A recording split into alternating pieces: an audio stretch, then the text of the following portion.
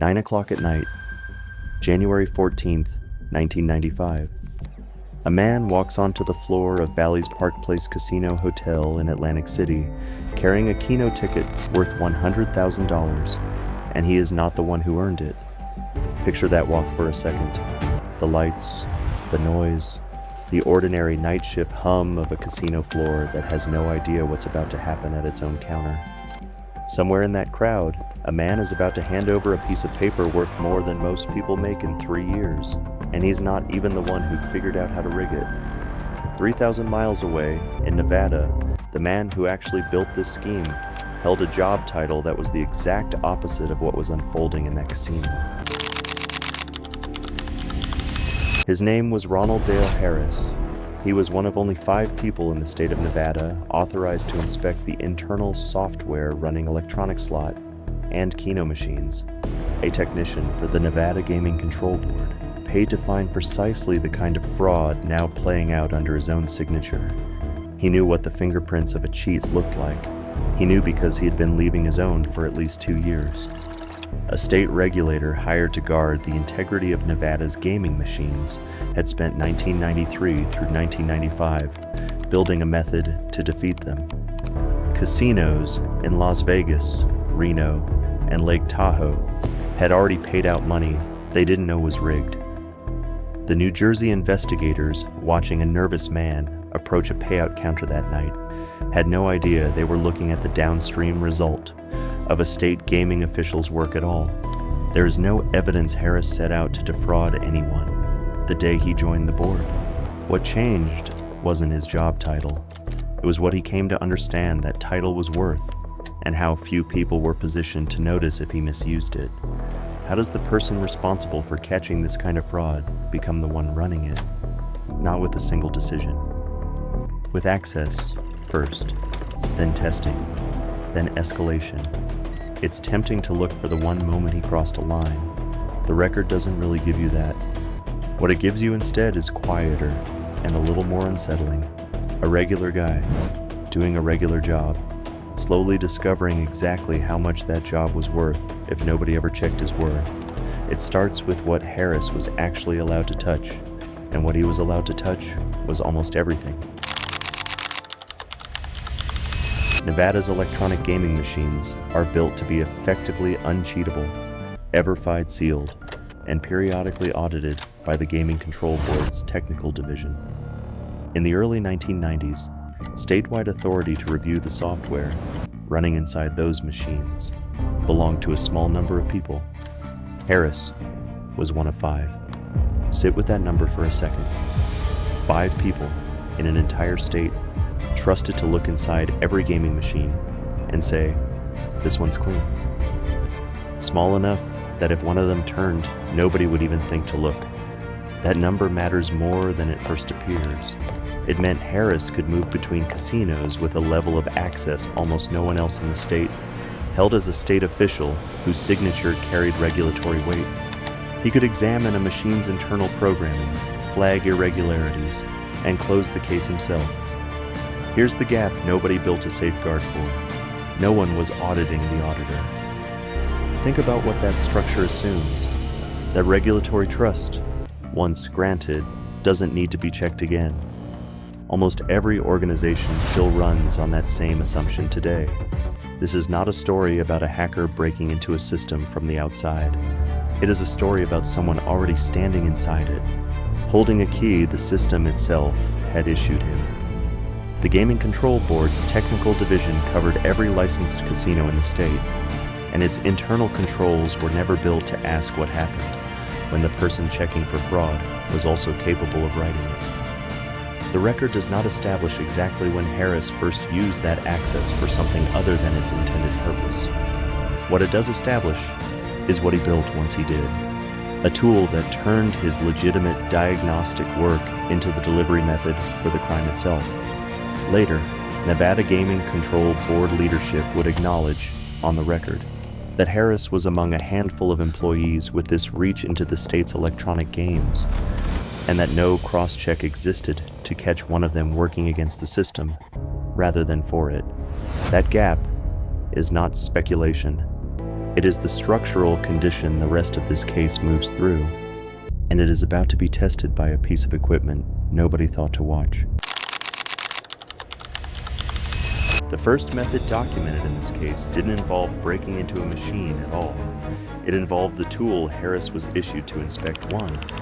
Nevada Gaming Control Board field agents, Harris among them, carried laptop computers into the field to test slot and keno machines for exactly the kind of illegal modification the state was trying to prevent. The laptop connected directly to a machine's internal system to check its programming against what was authorized a trusted instrument plugged into machines across the state without suspicion because the person carrying it worked for the regulator. Harris secretly rewrote the software on that laptop. Here's what makes this more than an ordinary cheat. He didn't need to sneak a device into a casino. He carried his access legally in the open as part of his job. Every time he tested a machine for the state, he had the opportunity to leave something behind. The documented account states that when the modified laptop connected to a machine during what looked like a routine inspection, it installed a hidden program of its own that would trigger a jackpot payout once a specific, predetermined sequence of coins was inserted. The inspection tool became the exploit. The audit became the crime. But a rigged machine, on its own, pays out nothing. Somebody still had to walk up and enter the sequence, which raises a question worth sitting with. How often does a plan like this fail on the idea versus the person carrying it out?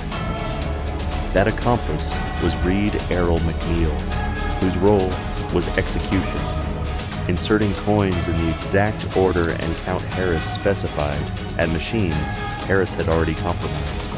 He wasn't the one who understood the code or the math. He was just the man who had to show up, act normal, and trust that someone else had done the hard part right. The scale of the laptop method was limited by geography. Harris and McNeil could only exploit a machine once Harris had personally modified it during an inspection, which kept the early scheme slow, selective, and confined to his own roots. It also meant the fraud left a trace, at least in theory. A rewritten diagnostic program was, in principle, discoverable by anyone who checked the checker. No one did. By the time investigators reconstructed the scheme afterward, the laptop method turned out to be only the first phase. Harris was already building something that required no laptop, no physical connection to a machine, and no modification of hardware at all. Every electronic keno and slot machine relies on a pseudo-random number generator, a program designed to produce outcomes that appear random to a player, but are, in fact, calculated by a fixed mathematical process. If you know the process, you don't need to touch the machine. You only need to know what it's about to do. This is the method Harris moved toward, writing code capable of predicting the output of a machine's pseudo-random number generator. Using knowledge of the source code his regulatory position gave him legitimate access to.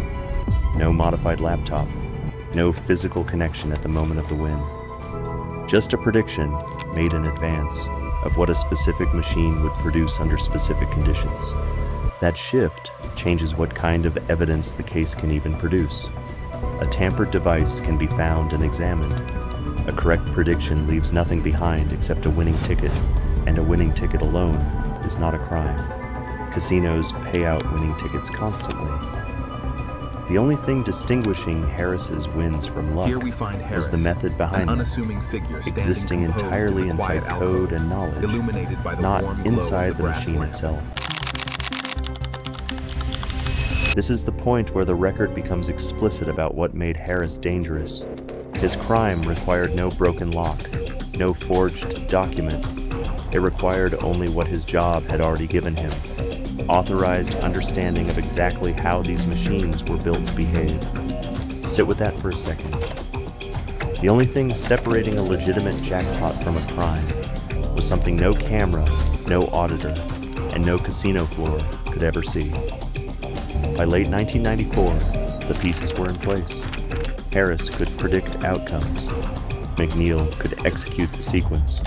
and the two men had already tested the method carefully on smaller stages before deciding it was ready for something larger. Here's the asymmetry worth sitting on.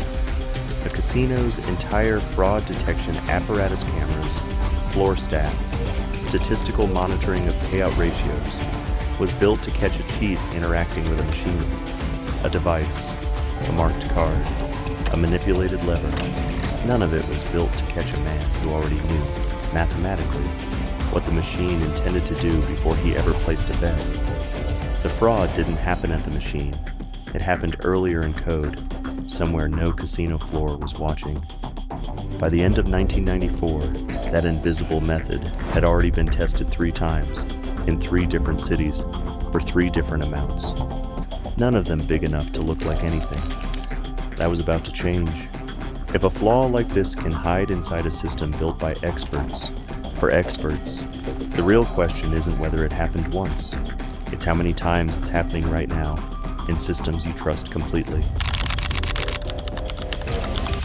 Before Atlantic City, there was restraint, and the restraint is part of the evidence. 2 years is a long time to sit on a secret like this. Long enough to go to work every day and never once slip in front of a colleague. 3 confirmed wins came before Bally's. Win 1, $5,000 at the Crystal Bay Club, North Lake Tahoe. Win 2, $9,000 at Fitzgerald's Reno. Win 3, $10,000 from a keno machine in Las Vegas, December 1994. None of these figures triggered the kind of scrutiny a $100,000 payout would, which was, the record indicates, the entire point. How many people are running the same play right now, just small enough that nobody's looking? Harris and McNeil kept their early wins modest by design, spreading them across different casinos in different cities, avoiding the pattern that repeated large payouts from a single method might eventually create. The smaller jackpots proved the prediction method functioned exactly as designed. $5,000, then $9,000, then $10,000, each one larger, and each one closer together in time, across roughly 2 years. One gap the surviving record leaves open, whether smaller, unreported wins occurred before the Crystal Bay jackpot, or whether these 3 represent the full scheme. That remains unresolved. What isn't in question is the geography of the pattern. 3 states, 3 casinos. None individually crossed the threshold that would have forced a joint review across jurisdictions. 2 men, who had spent roughly 2 years proving a method, worked in 5-figure increments, were about to test it against a 6-figure target in a jurisdiction where neither of them had built the same operational familiarity they had in Nevada. On January 14th, 1995, Harris and McNeil abandoned the discipline that had kept them undetected for 2 years. Bally's Park Place, Casino Hotel, Atlantic City, New Jersey. The target this time wasn't a 5-figure jackpot spread quietly across state lines. It was $100,000 on a single keno machine, engineered from a wager of roughly $100. Read that ratio again. The kind of math most people would assume is a typo, right up until it wasn't. The mechanics were the same ones Harris and McNeil had already proven. Harris's advanced knowledge of what a specific machine's pseudo-random number generator would produce, and McNeil's job of entering the coin sequence that would align with it. What changed was the target's visibility. A $100,000 keno payout isn't a routine transaction a casino processes and forgets. It triggers review by design floor supervisors, surveillance, and eventually casino executives, all of whom exist specifically to verify that a win of this size is real. Some accounts of the case cite odds against a legitimate win of roughly 230,000 to 1, a figure that circulates in reporting but is not independently confirmed in the official record, and should be treated as illustration rather than verified statistic. What is confirmed is the mismatch itself, an unusually small investment aligned with mathematical precision to an unusually large payout. The prediction method left no trace inside the machine. But a $100,000 keno win still had to pass through people, a claims process, a face on the other side of the counter. Harris's advantage was mathematical. It had never needed to be personal. In Atlantic City for the first time, it needed to be both, and only one of the two men had ever been asked to carry that kind of pressure.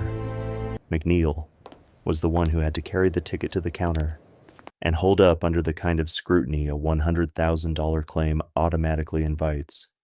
Imagine standing in that line. The math is right, the ticket is real, and you still have to keep your hands from shaking while a stranger decides whether to believe you. That gap between the man who engineered the win and the man who had to claim it is where the case turns. The fraud didn't fail. The performance did. When McNeil attempted to redeem the winning keno ticket, casino staff at Bally's Park Place noticed something that had nothing to do with pseudo-random number generators or source code. McNeil was visibly nervous.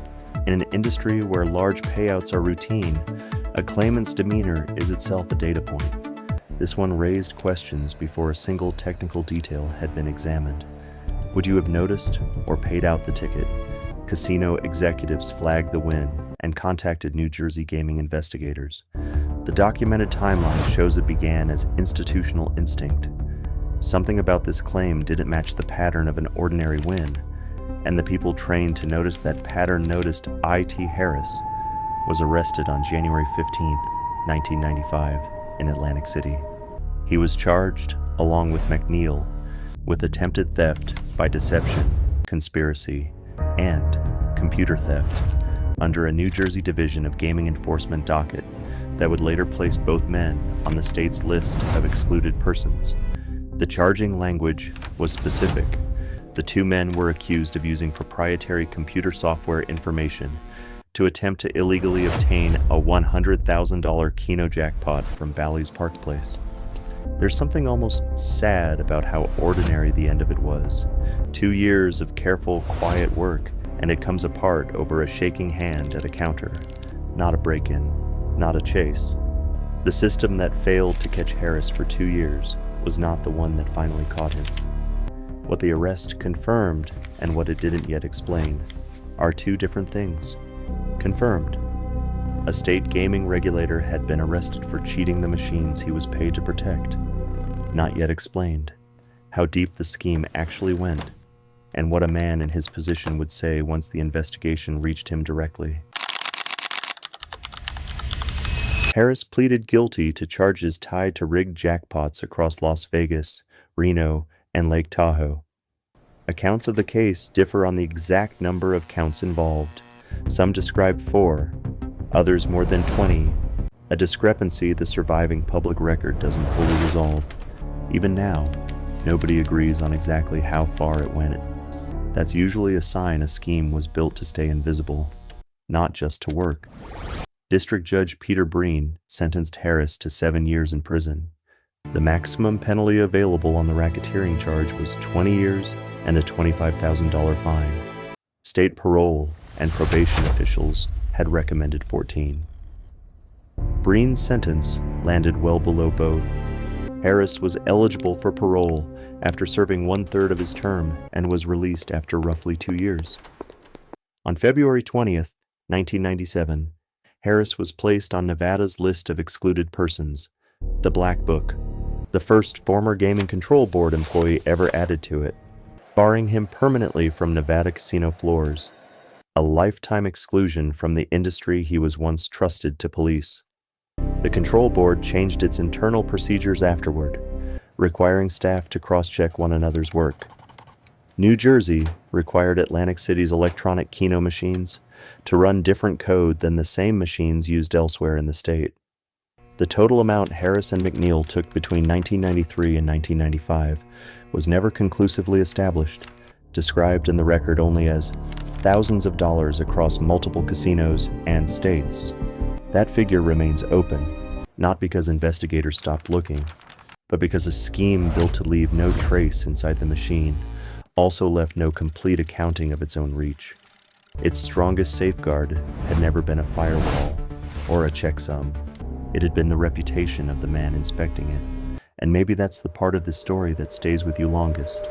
How much of what protects any of us still comes down to trusting the person nobody thought to double check. Reputation, unlike source code, cannot be audited. It can only be trusted until it isn't. If you've been the one signing off on his work every year, would you have seen it coming?